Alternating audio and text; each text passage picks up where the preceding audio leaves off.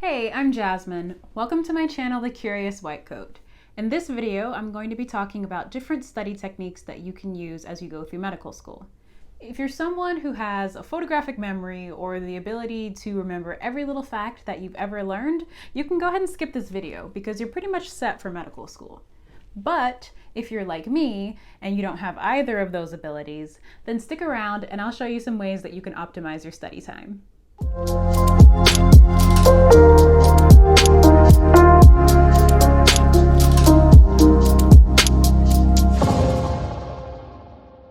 If you want to know more about how to approach studying, you can check out my other video on study habits for med students. But in this video, I'm going to go through some helpful techniques that you can incorporate into your own study routine, while also pointing out some techniques that you might be using that could be holding you back.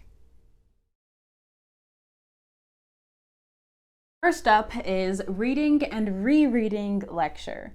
This is a major don't. It's also something that a lot of us do when we go into medical school. I did this at first and I used it as my main form of studying, and it did me absolutely no favors. When you think about it, you're sitting in lecture for however many hours, or you're watching it online, and if you had the time, you might have even read ahead, looked at the slides. So after you've gone through that information twice, why go home and read it all over again? If this is your main form of studying, then all you're doing throughout your day is using passive learning strategies. So when you listened to the professor talk, that's a passive strategy. If you go home and read it again, then that's another passive strategy. So the listening and reading. It's also just a little bit redundant because you're looking at the same information in the same form over and over and over again. Instead, consider shaking things up with some active learning strategies. Let's just pause a second and talk about passive versus active strategies before we go further. So neither one is a bad type of learning technique. I just find that it's good to have a combination of both. So passive learning strategies are when you receive the information verbatim and you just kind of take it in and absorb it as it is. This could be, like I said before, listening or watching lecture. When you watch a Boards and Beyond video, that's a passive strategy. When you read your first aid, that's another passive strategy. Active learning, on the other hand, is when you're being hands-on and engaging with the material so that you're kind of manipulating it from its original form. So this could be when you have like group discussions during a flipped classroom setting, or when you ask questions, or when you do practice questions. Retrieval practice is an exercise of taking that information that's in the back of your brain and kind of pulling it to the forefront of your mind so that you can recall the data and work with it in real time. This is a strategy that you can consider using instead of reading and rereading your lecture over and over again. Completing practice questions is a good example of a retrieval practice strategy. I really like them because they allow you to simulate the real test. Think back to when you were just learning how to drive. What helped you more, reading a driver's manual or actually getting behind the wheel? Now, I know a lot of people don't read the driver's manual, but for both like my permits and my driver's license test, I did read the book. So I can officially say that actually getting behind the wheel is a much better representation. And that's what practice questions are kind of like. They allow you to get behind the wheel, but without the danger of crashing or driving off the road. When you do practice questions, make sure that you're using high quality resources that don't just have simple questions. You want to have a good mix of higher order thinking questions. Get a good idea of the exam feel by practicing with a timer. The USMLE is a timed exam. You have about 90 seconds per question. So if you have 30 questions, then you'll get 45 minutes and you'll have like an hour to do a block of 40 questions. You want to make sure that you're practicing with a timer so that you're not surprised when test day comes. Another reason why I really like practice questions is that even getting questions wrong has a benefit for you. You're able to pinpoint your weaknesses and your strengths, and then you can tailor your future studying to emphasize certain areas. You also want to make sure that you start early. I kind of had this idea when I was starting out that you had to be perfect before you could do any practice questions to test your knowledge. But the whole purpose of the practice question is to make you a pro at the concept. I also noticed a difference when I would use practice questions earlier on in the course, and I think that's because I was really learning from them.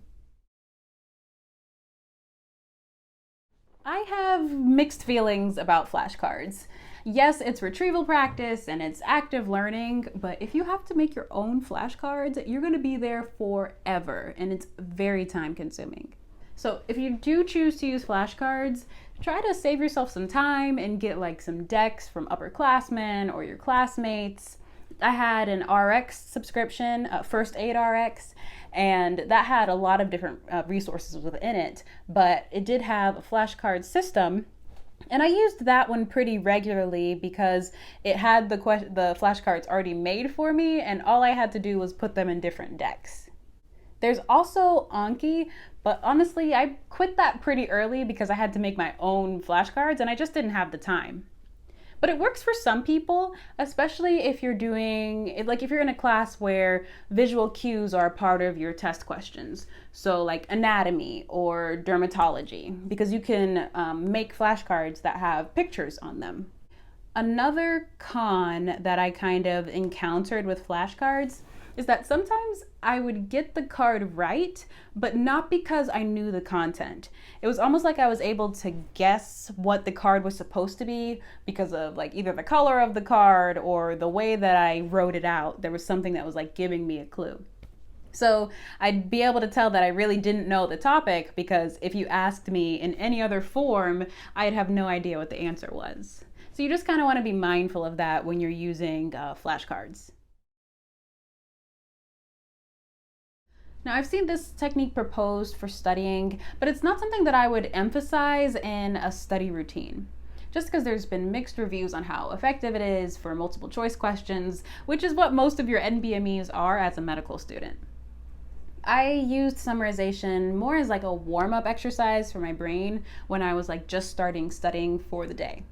So for example, I would take like 5 or so minutes to write down everything I could remember from a certain lecture topic and kind of summarize important points. But I do that without looking at any of the lecture content.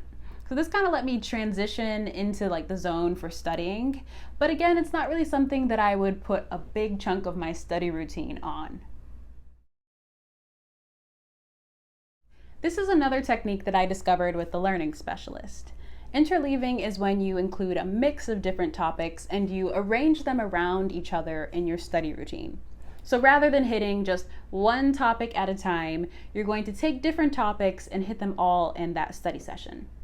Rather than spending your entire Monday on purine synthesis and then spending hours on Tuesday on fatty acid metabolism and then Wednesday on amino acids and then Thursday on gluconeogenesis, you're going to take those topics and hit them all on Monday and on Tuesday and on Wednesday.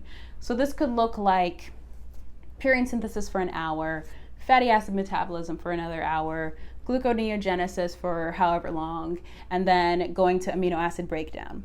Then on Tuesday, you would go to amino acids, fatty acid metabolism, purine synthesis, and gluconeogenesis.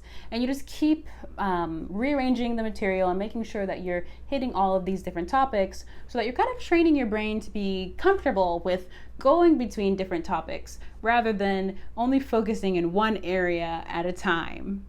You might be thinking, why would I even need to do this whole like interleaving thing? Because your test is not going to be one straight topic at a time, and neither are your patients. So when was the last time that you were writing an assessment and plan in your note and you only had one issue to talk about? That has never happened to me. Your patients are going to come in and they're going to have COPD and congestive heart failure and high blood pressure and type 2 diabetes. You have to be able to access your knowledge on lung pathology and cardiovascular pathophys and endocrinology all at the same time so that you can manage your patients effectively and treat them correctly. interleaving really simulates the real world because you're having to access different parts of your knowledge at the same time. You've probably heard about spaced repetition and the forgetting curve before. Spaced repetition is a learning technique where you take the information that you have learned and you revisit it at certain set time intervals. The idea is that your memory of a certain topic is going to wane over time.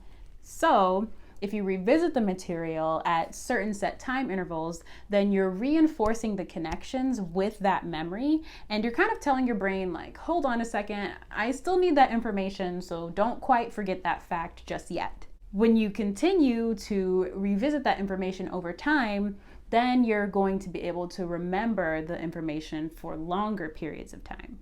With this technique, you have to plan out your intervals early. So this is not going to work for last minute cramming because you have to strengthen those memories over time. Both Anki and the First Aid RX systems have this spaced repetition technique programmed into their flashcard decks. So just when you're getting at that point of maybe forgetting a topic, they'll show you that flashcard again to reinforce the connections. The word doctor comes from the Latin for to teach. If you think that you understand a concept, try to explain it to others, but without all the fluffy words.